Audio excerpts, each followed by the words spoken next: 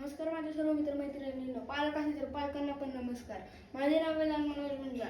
आपण कालच्या भागात शिकलो म्हणजे काय आंतरराष्ट्रीय रोमन संख्या चिन्ह या म्हणजे आंतरराष्ट्रीय रोमन संख्या चिन्ह शिकलो. तर आज आपण त्याच्यावर आधारित प्रश्न बघणार आहे. काही जणांनी काल मी सांगितल्यावर प्रॅक्टिस केली असेल, काही जणांनी केली नसेल. तर मी तुमच्यासाठी प्रॅक्टिससाठी प्रश्न घेऊन आलो आहे. तत्पूर्वी तिथे जाण्यापूर्वी आपण लाईक, सबस्क्राईब, कॉमेंट, शेअर करणे विसरू नका. कृपया करा आणि प्रश्नांची उत्तरे पण कॉमेंटमध्ये सांगत जावा. तर चला सुरू करूया.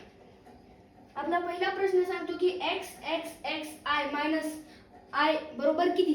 आता x x x i म्हणजे किती असते 31 आणि i बरोबर किती असते 1 असते. मग ती 1 ह्यात वजा करायचंय. मग 1 ह्यात वजा केल्यावर किती येईल 30. मग 30 आलं. पण ह्याला आपल्याला काय सांगितले रोमन संख्या चिन्हात लिहावं लागेल ना, कारण ही घटकाचं नावच आहे आंतरराष्ट्रीय रोमन संख्या चिन्ह. मग ह्याला आपण रोमन संख्या चिन्हामध्ये लिहिणार. मग ह्याला कसं लिहिते x x x, कारण म्हणजे x बरोबर 10 असतं आणि 3दा x लिहिल्यावर 10 गुणिले 3 म्हणजे 30 होते.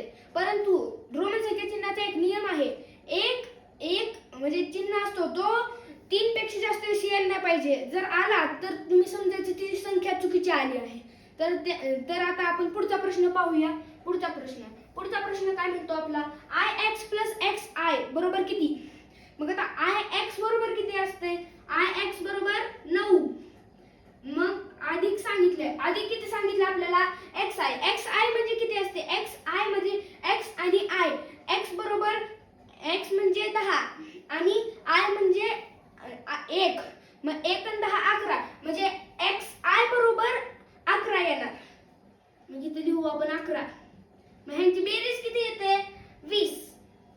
मग आता आपण इथं म्हणजे आपण ह्याला कसं लिहिणार आहे रोमन संख्या चिन्हातून. मग ह्याला रोमन संख्या चिन्हातून लिहिताना आपण ह्याला काय लिहिणार डबल x. मग आता पुढचा प्रश्न पाहूया. चला m भागिले d गुणिले 100 म्हणजे m भागिले d गुणिले c. मग आता ही करत असताना पहिल्यांदा आपण ह्याची किमती मांडून घ्यायच्या. m बरोबर किती m बरोबर 1000 भागिले d म्हणजे किती 500.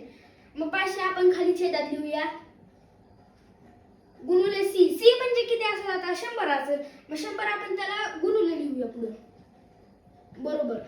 आता काय भागाकार करायचा. पहिल्यांदा ह्या शून्याला हे शून्य कटलं, ह्या शून्याला हे शून्य कटलं. 5 1 5 5 2 10. मग आता परत ह्या दोन्हीचा गुणाकार केला पाहिजे. ह्या दोन्हीचा गुणाकार कारण 100 शिल्लक राहिला आणि इथं 2 शिल्लक राहिले. मग ह्या दोन्हीचा गुणाकार किती येतो ह्या शून्याला हे शून्य, ह्या शून्याला हे शून्य. मग 2 गुणिले 1 2.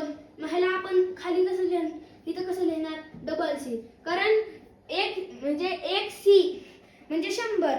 मग आता 2 वेळा c लिहिल्यावर किती होईल ती होईल आपलं 200. मग चला पुढच्या प्रश्नापाशी जाऊया. पुढचा प्रश्न काय सांगतो m वजा d भागिले l. मग आता m बरोबर किती m बरोबर येईल 1000, कारण आपण वरच लिहिले m बरोबर 1000 वजा d बरोबर किती 500. मग आपण खाली लिहूया वजा 500 भागिले किती सांगितले भागिले l म्हणजे 50. तर आता काय जण काय करते ही पहिल्यांदा वजाबाकी असते म्हणून पहिल्यांदा वजाबाकी करते. परंतु तसं करायचं नाही, कारण पदवलीचा नियम काय सांगतो आपल्याला म्हणजे पहिल्यांदा प्रथम भागाकार करावा. मग पहिल्यांदा आपण भागाकार करू. किती येते भागाकाराचं उत्तर येते बघा 50 भागिले 500. 50 भागिले 500 म्हणजे किती ह्या शून्याला हे शून्य कटलं. 5 1 5 5 10 50. इथं 10 आलं म्हणजे 50 भागिले 500 बरोबर 10 येतंय. मग आता 1000 त्यातून 1000 वजा 10 करायचं आपल्याला. 1000 वजा 10 1000 वजा 10 1000 वजा 10 किती 1000 वजा 10 म्हणजे 990 येईल 990. मग ह्याला आपण आता कसं लिहिणार m ला 10 कमी म्हणजे x m असं आपण लिहिणार त्याला. चला तर आता पुढचा प्रश्न पाहूया आणि तुम्ही कमेंट मध्ये उत्तर करत जावा, नाहीतर फक्त बघत बसताल. चला पुढच्या प्रश्नापाशी जाऊया. थोडीशी खुर्ची बाजूला तुम्ही. चला पुढच्या प्रश्नाकडे जाऊया. पुढचा प्रश्न काय सांगतो आपल्याला, 500 या संख्येला रोमन संख्येचे चिन्ह कसे लिहायचे? हे तसं लिहिलं आपण 500ला काय लिहिणार, म्हणजे 500ला काय लिहिणार आपण, इथं सांगितलंय डी लिहिणार. मग किती सोपं आहे, फक्त इथलं बघितलं तरी इथं समजतंय 500ला डी लिहिणार. किती सोपं आहे बघा. ही असली वारक्यांची गणित असते, उगी सोडवत बसल्यावर डोकं खराब होते. मोठी मोठी गणित सोडवायची असते. तर 400 या संख्येला रोमन अंकात कशी लिहिली.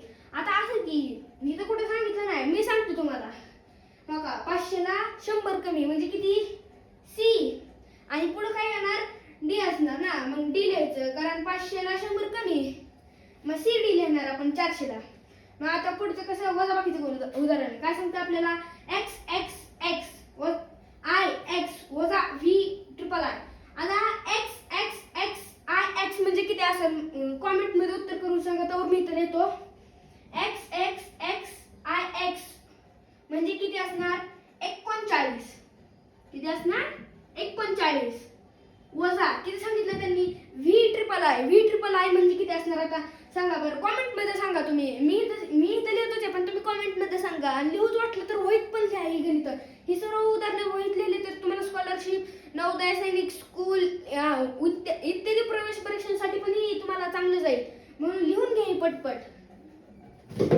मग आता व्ही आय आय म्हणजे किती असणार सांगा बरं, 8 असणार बरोबर. मग बरोबर किती आता सांगा. ही सोपं असतं, ही काय अवघड नसते. ही दाखवतात गणित तसली रोमन संख्या चिन्हातले. आपल्याला भीती वाटते म्हणून आपण तसली गणित सोडवत नाही. बेचं नाही गणितांना, शिकवल्यानुसार ना एकदम असं लिहून काढा. ही वाटलेस लिहून काढा आणि परत त्याला रिवाइज करत जावा. नसली गणित सोडवा. ही बारक्या पोरांची खेळ असते, असले नसते करायची उगी. मग ही किती, 39 वजा 8 31. 31 ला आपण कसं लिहिणार रोमन संख्या चिन्हात, कॉमेंट मध्ये सांगा पटपट.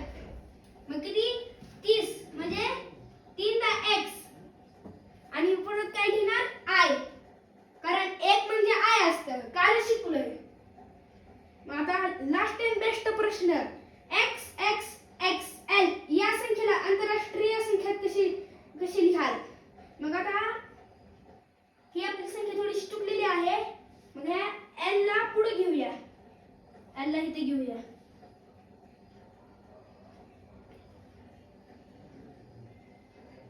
आता l x x x या संख्येला आंतरराष्ट्रीय संख्या चिन्ह कसे लिहाल. किती सोपं आहे. म्हणजे l म्हणजे 50 आणि पुढचं 30. 50 आणि 30 80 झालं. हो का, इथे किती उत्तर येणार, 80. तर धन्यवाद मित्रांनो, तुम्ही माझ्यासोबत एवढं म्हणजे काय ते, तुम्ही माझ्यासोबत ही व्हिडिओ बघताय, म्हणजे असं तुम्ही माझे व्हिडिओ बघताय, त्यांना व्ह्यूज आणताय, तुम्ही त्याला सबस्क्राईब करताय, लाईक करताय, कमेंट करताय. धन्यवाद त्याच्यासाठी. आणि आज आपण इथं थांबूया. धन्यवाद सर्वांना. उद्याच्या लेक्चरसाठी पण सर्वांनी हजर राहा. धन्यवाद.